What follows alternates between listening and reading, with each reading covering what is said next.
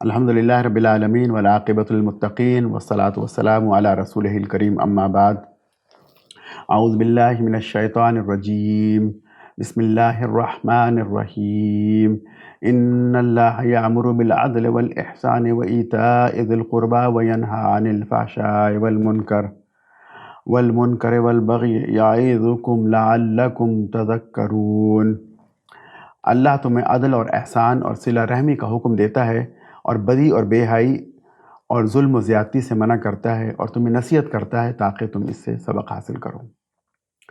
حضرت عبداللہ بن مسعود رضی اللہ تعالیٰ عنہ فرماتے ہیں کہ یہ قرآن کی جامع ترین آیت ہے اور پوری اسلامی تعلیمات کو اس ایک آیت میں سمو دیا گیا ہے، اور یہ عمر بن عبدالعزیز کے زمانے سے جمعہ کے خطبے میں پڑھی جا رہی ہے۔ یہ آیت نمبر 90 ہے سورہ نحل کی۔ اس آیت سے آج امام صاحب نے تراویح میں تلاوت کا آغاز کیا۔ آج کی تراویح میں ہم نے سورہ نحل کے آخری 4 رکوع آیت نمبر 90 سے لے کر 128 تک سنے، اس کے بعد سورہ بنی اسرائیل مکمل سنی، اور سورہ کہف کی آیت نمبر 1 سے لے کر 74 تک یعنی 15واں پارہ مکمل ہم نے آج سنا۔ تو سورہ نحل کی اس آیت میں جو میں نے آپ کے سامنے تلاوت کی، اللہ تعالیٰ نے 6 باتوں کا حکم دیا ہے۔ پہلی بات یہ کہ تم عدل کرو۔ عدل سے مراد انصاف یا مساوات نہیں ہے، بلکہ عدل سے مراد یہ ہے کہ جس کا حق ہے اسے دیا جائے، توازن اور تناسب کے ساتھ۔ مثال کے طور پر جائیداد میں بیٹی کو حصہ دینا اس کا حق ہے، تو یہ عدل، اس کا حصہ دینا یہ عدل ہے۔ دوسری بات جس کا حکم دیا گیا کہ احسان کرو۔ احسان سے مراد یہ کہ اپنا حق کم لینا اور دوسرے کو اس کا حق زیادہ دینا، یعنی اچھا سلوک کرنا۔ اور تیسرا یہ کہ صلہ رحمی کرنا، رشتہ داروں کے حقوق ادا کرنا، یعنی فرسٹ کزن اور پھر سیکنڈ کزن اور اس کے بعد والے۔ اور 3 باتیں جنہیں کرنے سے منع کیا۔ پہلی بات فحش کام۔ فحش کام سے مراد شرمناک کام، بے حیائی اور عریانی کے کام، زنا، برائی اور برائی پر ابھارنے والے کام، علل اعلان برے کام کرنا، یہ تمام فحش کاموں کے اندر آتے ہیں، ان سے منع کیا گیا۔ دوسری بات جسے منع کیا گیا وہ منکرات ہیں، اور منکرات کا مطلب یہ ہے کہ نعمت کا غلط استعمال کرنا۔ اللہ تعالیٰ نے جو نعمت بندے کو دی ہے اس کا صحیح استعمال نہ کیا جائے اور دین کے اندر بدعات ایجاد کی جائیں، یہ منکرات میں آتا ہے۔ اور تیسری بات یہ کہ بغاوت نہ کرنا، یعنی ظلم نہ کرنا، دوسروں کے حقوق غصب کرنا یہ ظلم ہے، اور زمین میں فساد پھیلانا یہ بھی بغاوت میں آتا ہے۔ تو ظلم اور فساد دونوں بغاوت کا حصہ ہیں۔ یہ 6 چیزیں ہیں جس سے اسلامی معاشرے میں اخلاقی قدروں کی ترویج ہوتی ہے اور اچھی قدریں پروان چڑھتی ہیں اور برائیاں دبتی ہیں۔ اسی لیے اس آیت کو سننے کے بعد ولید بن مغیرہ جو کہ آخر وقت مسلمان نہیں ہوئے تھے، انہوں نے کہا تھا کہ یہ آیت سن کر اندازہ ہوتا ہے کہ قرآن انسان کا کلام نہیں ہو سکتا، اور یہ آیت تو سراسر نور ہے۔ اس کے بعد اگلی آیت میں اللہ تعالیٰ فرماتے ہیں کہ وَأَوْفُوا بِعَهْدِ اللَّهِ إِذَا عَاهَدتُّمْ وَلَا تَنقُضُوا الْأَيْمَانَ بَعْدَ تَوْكِيدِهَا۔ اللہ کے عہد کو پورا کرو جب کہ تم نے ان سے کوئی وعدہ کیا ہو، اور اپنی قسمیں پکی کرنے کے بعد نہ توڑا کرو۔ یعنی ایک تو وعدہ پورا کرنے کی تلقین کی گئی، اور اگر انسان نے قسم کھائی ہے تو قسم کو بھی پورا کرنے کا کہا گیا۔ قسم بھی ایک طرح کا وعدہ ہوتا ہے۔ وعدے کتنی طرح کے ہوتے ہیں؟ وعدہ ایک تو اللہ اور بندے کے درمیان وعدہ ہے، دوسرا بندے اور بندوں کے درمیان وعدہ ہے، پھر بندے اور بندوں کے درمیان قسم کھا کر پختہ، اور پھر قسم کھائے بغیر۔ یہ 3 طرح کے وعدے ہیں اور تینوں کو نبھانا ضروری ہے۔ پھر فرمایا کہ تم وعدے توڑ کر اس عورت کی طرح مت ہو جانا جو خود اپنے ہاتھ سے سوت کاٹتی تھی اور پھر اسے کاٹ دیتی تھی۔ یہ اشارہ ہے مکہ کی ایک پاگل خاتون خرقہ کی جانب، جو یہ کیا کرتی تھی کہ سوت کاٹتی تھی سارا دن اور شام کو کاٹ دیا کرتی تھی۔ وہ یہ پاگل پن کا اظہار کرتی تھی، اور وعدے پورے نہ کرنا اسے پاگل پن سے تعبیر کیا گیا ہے۔ پھر فرمایا کہ وَلَا تَتَّخِذُوا أَيْمَانَكُمْ دَخَلًا بَيْنَكُمْ، اور تم اپنی قسموں کو آپس میں ایک دوسرے کو دھوکہ دینے کے لیے استعمال نہ کرو۔ یعنی بعض اوقات انسان قسم کھاتا ہے اور وہ کام کرنے کا ارادہ نہیں ہوتا، لیکن قسم کھا کر یہ ظاہر کرنے کی کوشش کرتا ہے کہ اس کا پکا ارادہ ہے۔ تو بتایا گیا کہ جب معاملہ کر رہے ہو تو اپنی نیت کو صاف رکھا کرو، جو دل میں ہو وہی زبان پہ ہونا چاہیے، اور اخلاص نیت کے ساتھ وعدے کرنے چاہیے اور انہیں پورا کرنا چاہیے۔ پھر اللہ تعالیٰ نے تعلیمات دی کہ جب قرآن پڑھا جائے تو قرآن پڑھنے سے پہلے شیطان کی پناہ، شیطان سے بچ کر اللہ کی پناہ میں آ جانا چاہیے۔ فَإِذَا قَرَأْتَ الْقُرْآنَ فَاسْتَعِذْ بِاللَّهِ مِنَ الشَّيْطَانِ الرَّجِيمِ، اور جب تم قرآن پڑھو تو شیطان سے اللہ کی پناہ میں آ جایا کرو۔ اس کا فائدہ کیا ہے؟ اس کا فائدہ یہ کہ اعوذ پڑھنے سے اللہ تعالیٰ کی حفاظت میں انسان آتا ہے اور شیطان کے وار سے محفوظ ہو جاتا ہے۔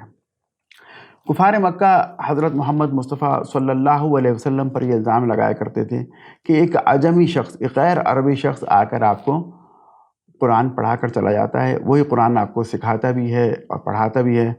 تو اس کے جواب میں کہا کہ قرآن تو ایسی کتاب ہے جو کہ عربی میں ہے، اور عربی بھی ایسی عربی مبین، اور ایسی عربی کہ جس کا اہل عرب بھی چیلنج کے طور پر جواب نہیں دے سکے، اس جیسی کوئی صورت نہیں بنا سکے، تو ایک عجمی شخص ایک عربی مبین کے اندر یہ قرآن کس طریقے سے لکھ کر اور کیسے حضرت محمد صلی اللہ علیہ وسلم کو پڑھا سکتا ہے؟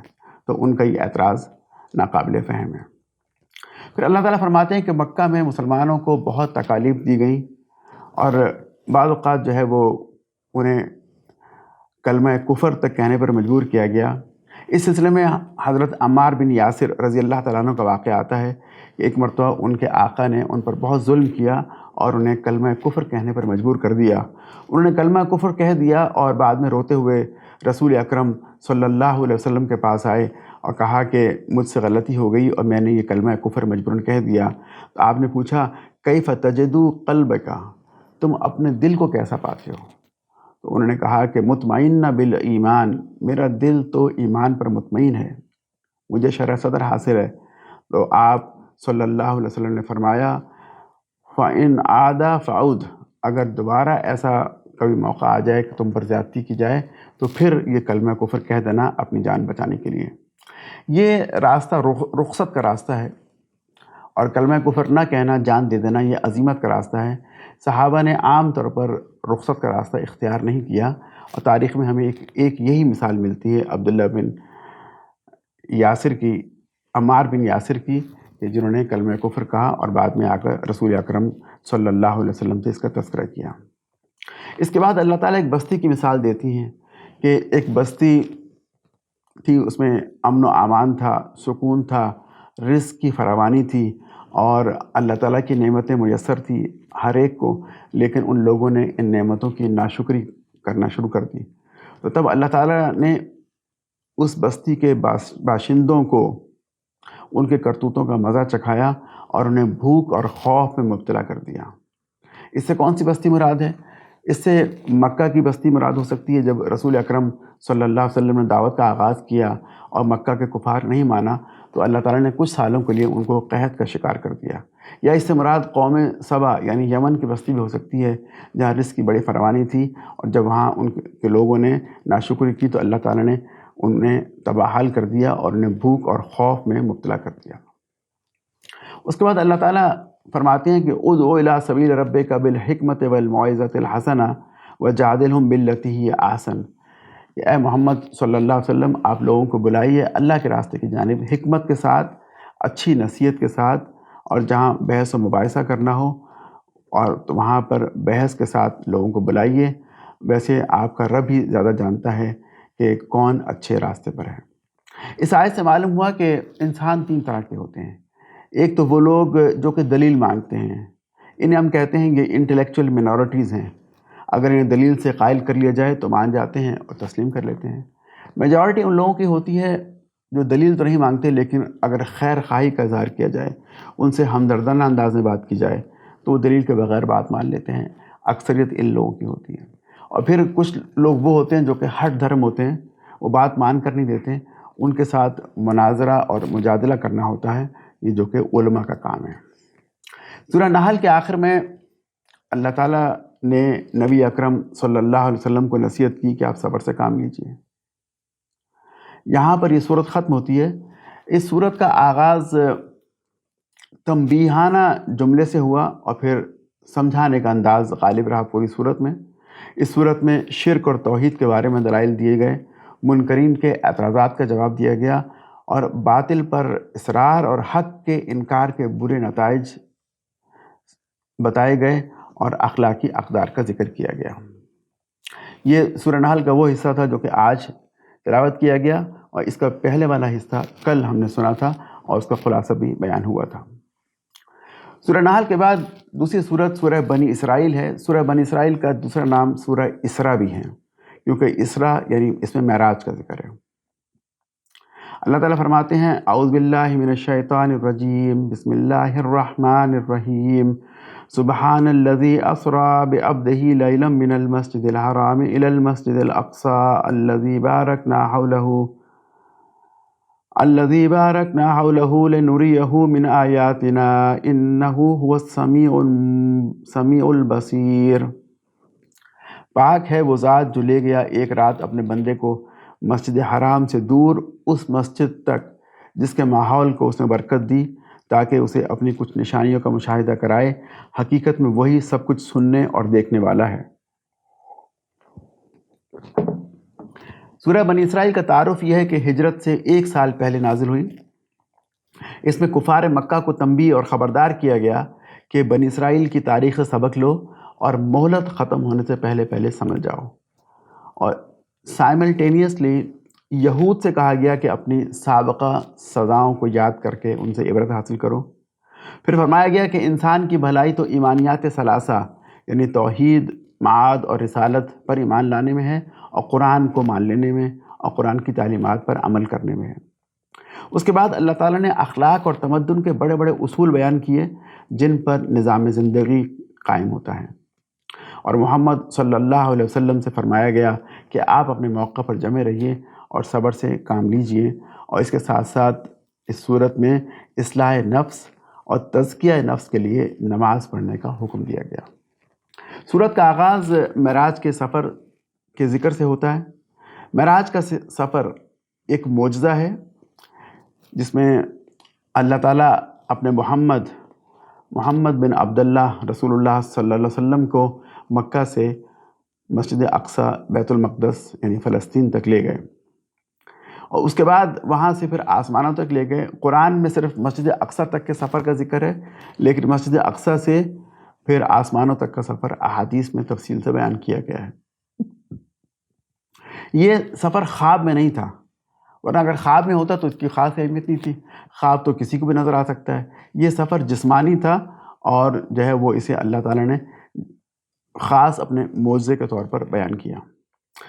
اس کے بعد اللہ تعالیٰ فرماتے ہیں یہود سے مخاطب ہو کر وَقَضَيْنَا إِلَىٰ بَنِي إِسْرَائِيلَ فِي الْكِتَابِ لَتُفْسِدُنَّ فِي الْأَرْضِ مَرَّتَيْنِ، اور ہم نے لکھ دیا بنی اسرائیل کے لیے ان کی کتاب میں لکھ دیا تھا وہ زمین میں 2 دفعہ فساد کریں گے، یعنی وہ بہت زیادہ ترقی کریں گے، ترقی کرنے کے بعد وہ فارغ البال ہوں گے، اور پھر وہ فساد کرنا شروع کریں گے، اور پھر فساد کے بعد جو ہے وہ ان میں خرابیاں پیدا ہوں گی، اور ان پہ اللہ تعالیٰ کے عذاب کا کوڑا برسے گا، اور ایسا 2 دفعہ ہوگا۔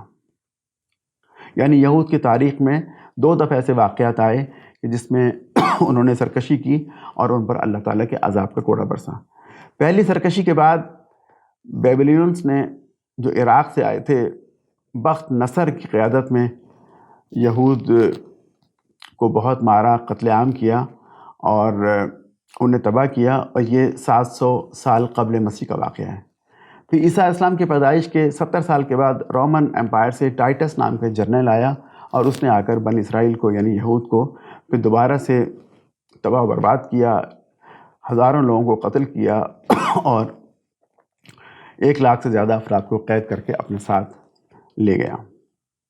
یہ ان کے 2 واقعات تاریخ کے ہیں، اور پھر ہم دیکھتے ہیں کہ ابھی ہماری ریسنٹ تاریخ میں ہٹلر نے یہودیوں کے ساتھ کیا، لاکھوں یہودیوں کو اس نے قتل کیا، اور آج کل بھی دیکھا جائے تو یہودیوں کی سرکشی بڑھتی چلی جا رہی ہے۔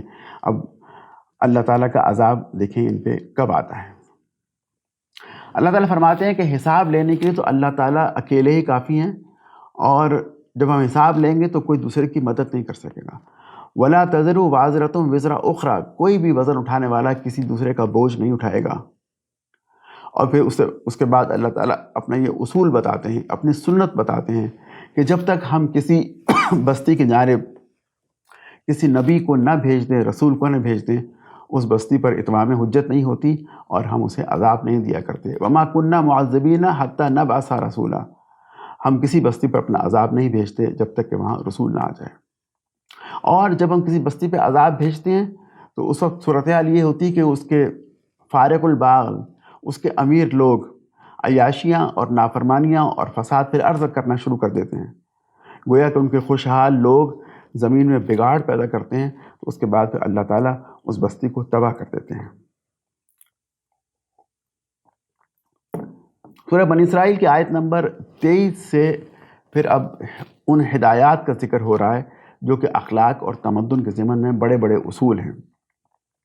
یہ تقریباً 14 اصول ہیں جو کہ اللہ تعالیٰ نے ان آیات میں بیان فرمائے۔ پہلی بات یہ کہ شرک نہ کرنا، یعنی اللہ تعالیٰ کے ساتھ کسی کو بھی اس کا ایسوسیٹ یا پارٹنر نہ مقرر کرنا۔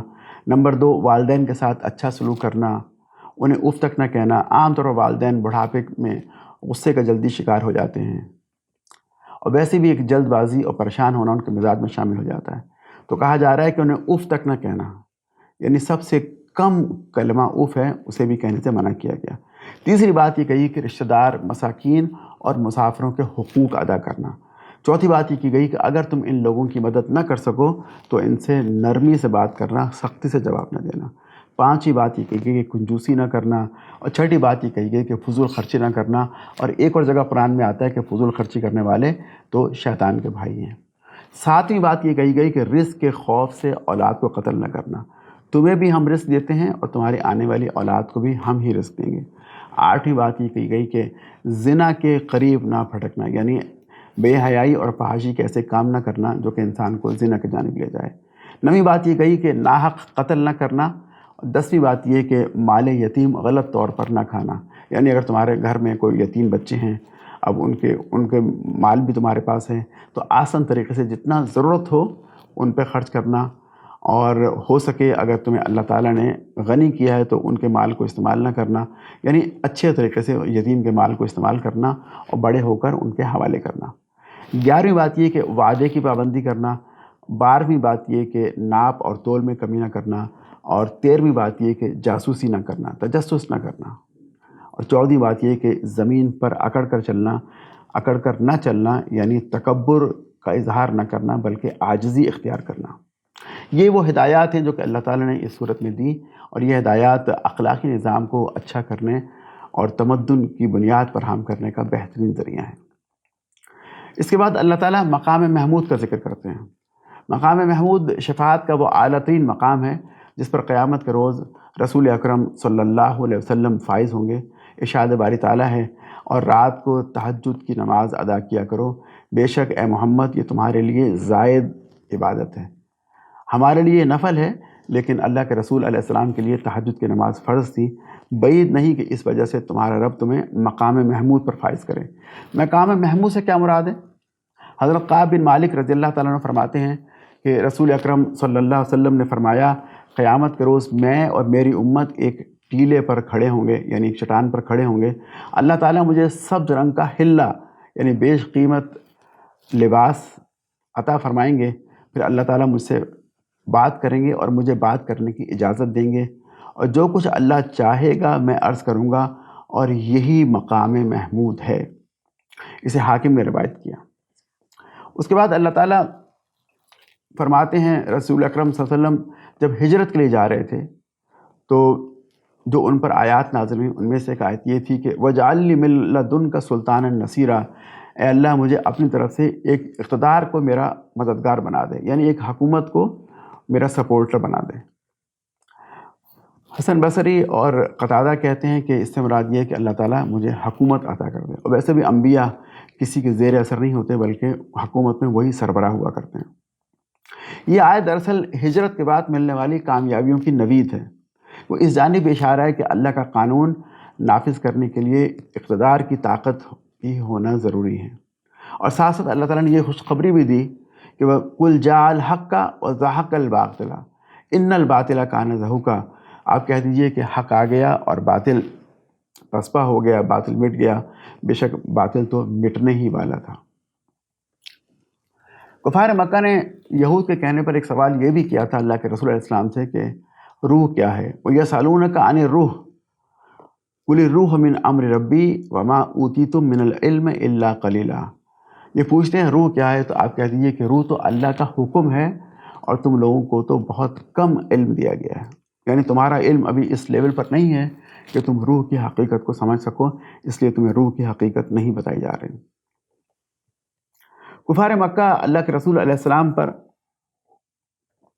ایک اعتراض یہ بھی کیا کرتے تھے کہ آپ کی مالی حیثیت بہت کمزور ہے، آپ کے پاس باغات ہونے چاہیے، آپ کے پاس محلات ہونے چاہیے، آپ کے آگے پیچھے فرشتے ہونے چاہیے۔ اللہ تعالیٰ فرماتے ہیں کہ فرشتے ہم اتارنا چاہیں تو اتار سکتے ہیں، لیکن ہم فرشتے تبھی اتارتے ہیں اگر زمین پر فرشتے رہ رہے ہوتے ہیں، تو فرشتوں کو تبلیغ کے لیے ہم فرشتوں کو بھیجتے ہیں، لیکن چونکہ زمین پر انسان رہ رہے ہیں تو انسانوں کو دعوت دینے کے لیے ہم نے انسان ہی پیغمبر بنا کے بھیجے۔ اور دوسری جہاں تک بات ہے مالی حیثیت کی، مال و دولت کی، تو آپ کہہ دیجئے کہ رزق کے خزانے تو میرے اللہ کے پاس ہیں، وہ اللہ تعالیٰ جس کو چاہتا ہے اپنے رزق کے خزانے دے دیتا ہے، اور یہ بتانا بھی مقصود ہے کہ میں مختار کل نہیں ہوں، یعنی میرے ہاتھ میں فیصلے نہیں ہیں، فیصلے تو اللہ تعالیٰ کے ہاتھ میں ہیں۔ اور پھر کہا گیا کہ اے محمد صلی اللہ علیہ وسلم آپ کہہ دیجئے کہ اے کافرو، اگر تم پتھر بن جاؤ یا لوہا بن جاؤ یا اس سے بھی کوئی سخت چیز بن جاؤ، اللہ تعالیٰ تمہیں پھر دوبارہ زندہ کر لے گا اور تمہیں حساب دینا پڑے گا۔ یہ جو میں نے آپ کے سامنے کچھ نمایاں چیزیں بیان کی، ان کے علاوہ بہت سی متفرق چیزیں بھی اس صورت میں بیان کی گئیں۔ مثال کے طور پر یہ کہا گیا کہ قرآن کو اللہ تعالیٰ نے تدریجاً نازل کیا، اور تدریجاً نازل کرنے میں حکمت پوشیدہ ہے، اس سے دراصل تعلیم دینا مقصود ہے تاکہ لوگوں کو آہستہ آہستہ یاد بھی ہوتا رہے۔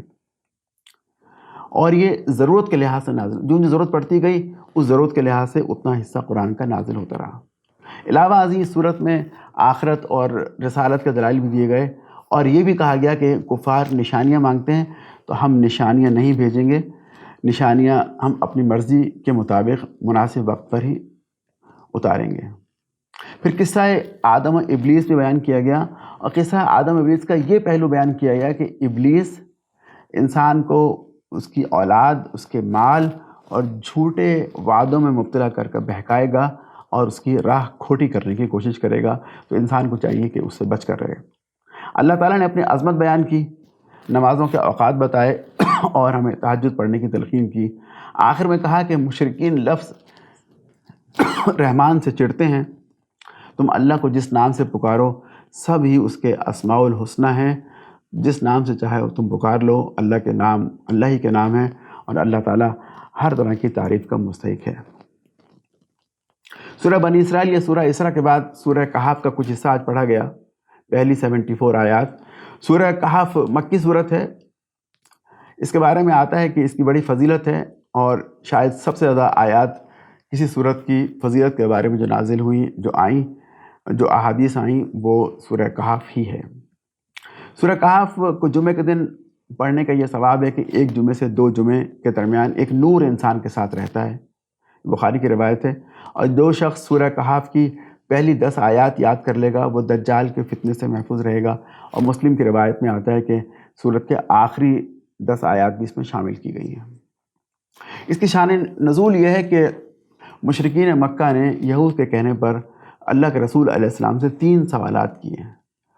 سوالات یہ تھے کہ اصحاب کہف کون تھے، قصہ خضر و موسیٰ کی کیا حقیقت ہے، اور ذوالقرنین کون تھا۔ ان کا خیال تھا کہ چونکہ یہ واقعات عرب کی تاریخ میں معروف نہیں ہیں اور اللہ کے رسول علیہ السلام بھی ان سے واقف نہیں ہوں گے، اور ہم ان سے پوچھتے ہیں تو یقیناً یہ یہودیوں سے کانٹیکٹ کر کے ان سے ان واقعات کی تفصیل پوچھنا چاہیں گے، اس سے یہ راز فاش ہو جائے گا اور ہم اس کا مذاق اڑائیں گے۔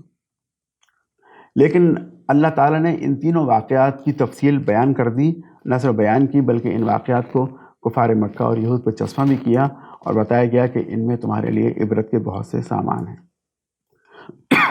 آغاز ہوتا ہے بسم اللہ الرحمن الرحیم، الحمدللہ الذی انزل علی عبدہ الکتاب ولم یجعل لہ عوجا۔ تعریف اللہ کے لیے جس نے اپنے بندے پر یہ کتاب نازل کی اور اس میں کوئی کجی نہیں رکھی۔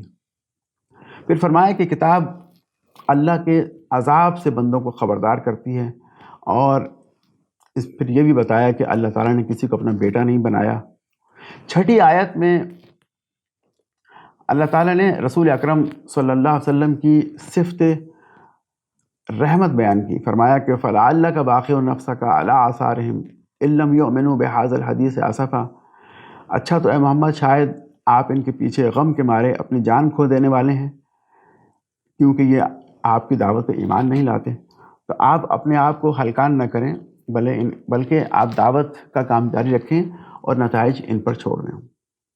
اس کے بعد اللہ تعالیٰ نے اصحاب کہف کا قصہ بیان کیا، فرمایا کہ 7 نوجوان تھے، اللہ تعالیٰ پر ایمان لے آئے تھے۔ جس زمانے میں پیدا ہوئے تھے وہ دقیانوسی نام کے بادشاہ کا زمانہ تھا، اور وہ بادشاہ بت پرست اور مشرک تھا، اور یہ نوجوان عیسائی مذہب اختیار کر گئے، اور عیسائی مذہب اختیار کرنے کے بعد بادشاہ نے سختی کی اور ان سے کہا کہ تم اپنے پرانے مذہب کی جانب لوٹ آؤ۔ یہ نہیں لوٹے اور اپنی جان بچا کر چھپ کر ایک غار میں جا کر سو گئے۔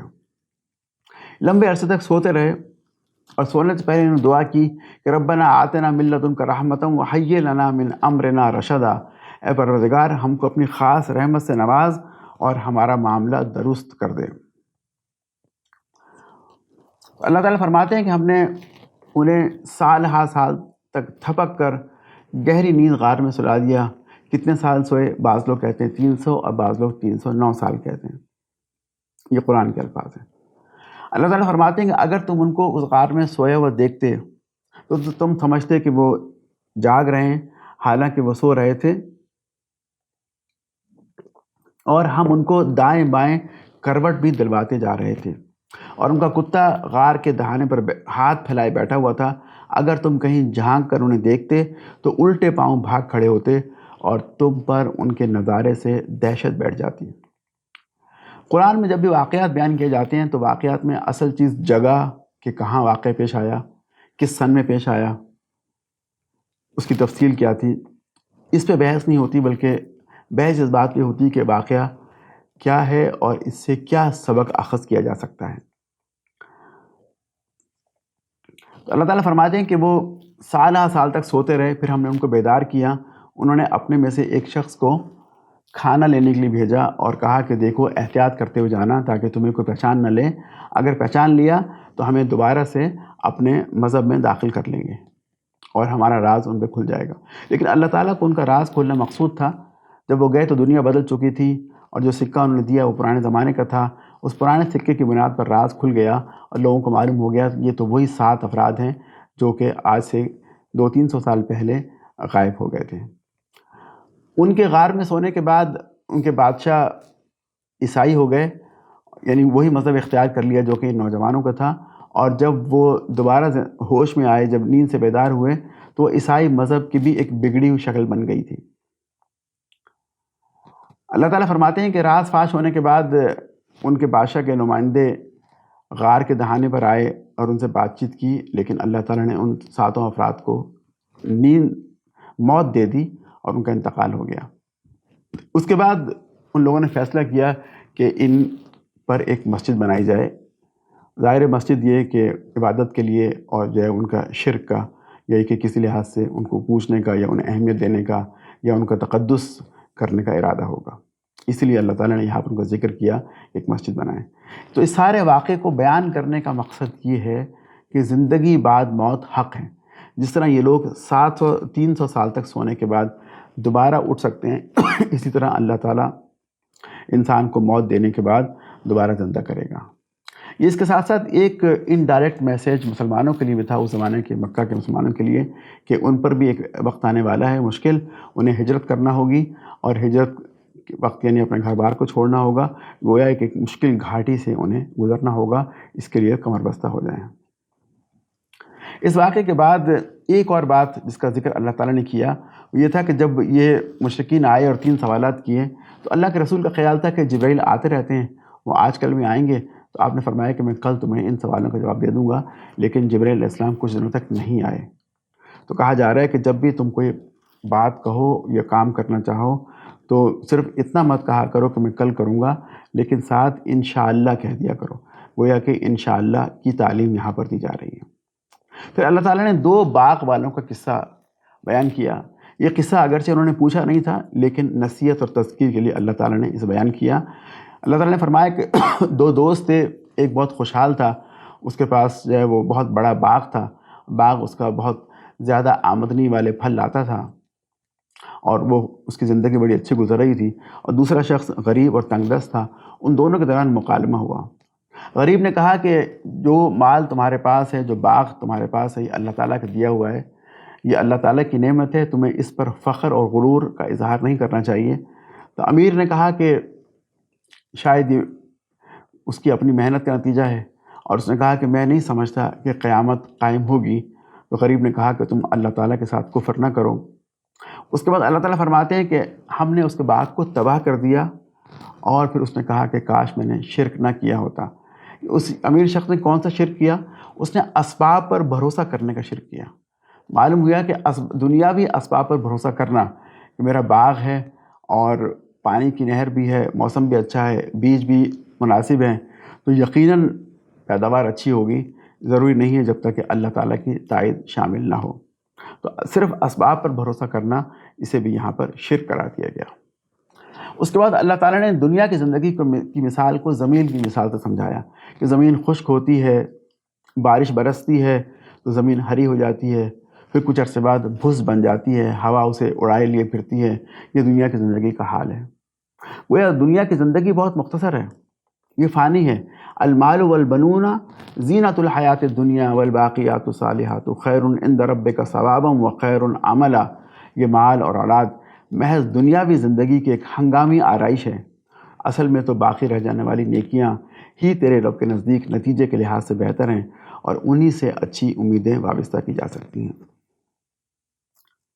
اس مثال کے بعد اللہ تعالیٰ نے آدم اور ابلیس کا قصہ بیان کیا، اور پھر موسیٰ اور خضر کا قصہ شروع ہوتا ہے۔ موسیٰ علیہ السلام کو جب اللہ تعالیٰ نے کار نبوت سونپا تو چونکہ بڑے بڑے کٹھن مرحلے پیش آنے تھے، تو انہیں تربیت کے لیے ایک ایجوکیشنل ٹور پر روانہ کیا گیا۔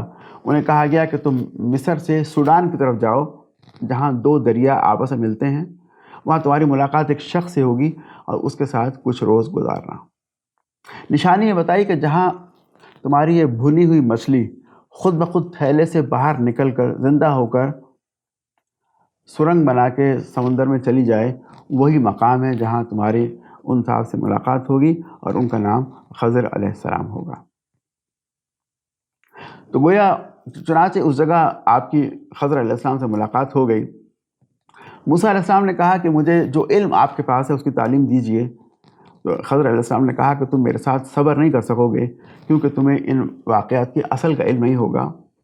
اگر تم واقعی میرے ساتھ رہنا چاہتے ہو تو مجھ سے کوئی سوال نہ پوچھنا جب تک کہ میں خود تمہیں اس کا جواب نہ دے دوں۔ پھر اس کے بعد 3 واقعات رونما ہوئے۔ یہ واقعات انشاءاللہ کل کی آیات، کل کی تلاوت میں آئیں گے، تو انشاءاللہ کل ہی ان کا خلاصہ بیان کیا جائے گا۔ دعا ہے کہ اللہ تعالی ہمیں قرآن کو سننے، سمجھنے اور عمل کرنے کی توفیق عطا فرمائے۔